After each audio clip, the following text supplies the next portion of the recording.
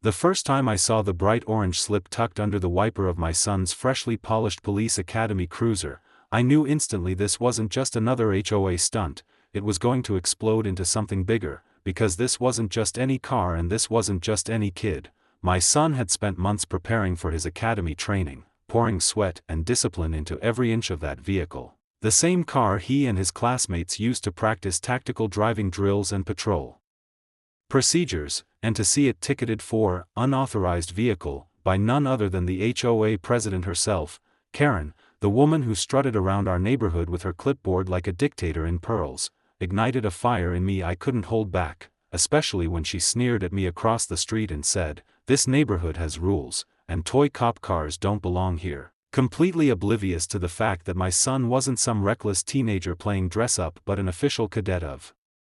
the State Police Academy, working harder than most grown men I knew. And when I told her that, her smirk only grew sharper as she snapped, "I don't care what kind of pretend camp he's in, the rules say no marked vehicles in private driveways," and I swear, for a moment, I thought my son was going to lose it, because the car represented more than just a ride, it was his badge in the making, his pride, his calling, and I saw his jaw tighten as he tried to respectfully explain, "Ma'am, with all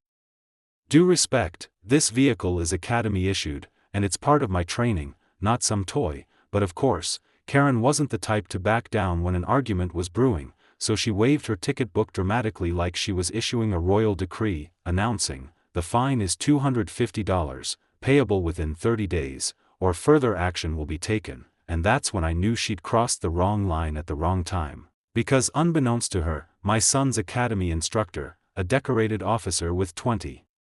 years of service, a man who had trained hundreds of recruits into officers, had been scheduled to stop by our house that very afternoon to review my son's progress and check on the cruiser's condition, and let me tell you, the timing couldn't have been more poetic, because just as Karen was mid-rant about neighborhood aesthetics and how civilians shouldn't have cop cars in their driveways scaring people, a black and white patrol vehicle rolled up, its presence commanding instant silence.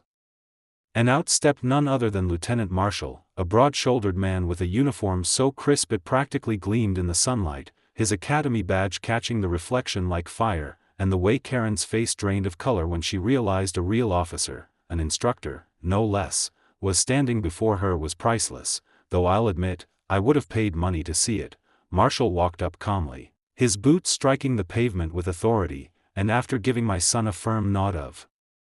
approval, he turned to Karen and asked in that deep, steady voice that could chill the air, "Is there a problem here?" which instantly made her drop her smug expression, though she stammered,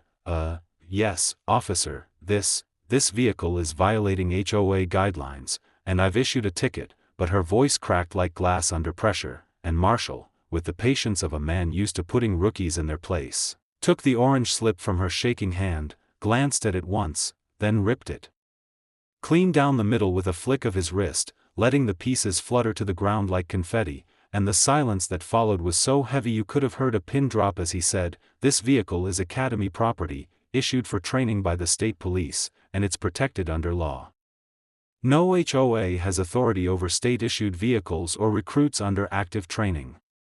Consider this your notice," and though he didn't raise his voice, the weight of those words landed like a gavel in a courtroom, leaving Karen's jaw hanging open as neighbors peeked from their blinds and whispered among themselves, because for years she had bullied the community with her self-made rules and clipboard tyranny, but here she was, put in her place by a man in uniform who carried the law in every fiber of his being, and for once, she had no snappy comeback, no smug line, only the sight of her retreating back as she muttered something about reviewing the bylaws, while nearly tripping over her kitten heels in her rush to get away. And I'll never forget the moment my son's shoulders straightened with pride, the doubt he had carried about fitting into the academy melting away as his instructor clapped him on the back and said, "You handled yourself well, cadet. Remember, respect is earned, not demanded," words that sank deeper than any textbook lesson, and though it had started with a petty ticket from a power-hungry neighbor, it ended with a powerful reminder that sometimes life gives you exactly the right person at exactly the right time. And as for Karen, she never so much as glanced at the cruiser again, her clipboard noticeably absent from our street for weeks, while my son drove to and from the academy with his head high, knowing he had not only The law behind him, but the kind of resilience you can't be ticketed for, fined for, or silenced by any HOA in the world.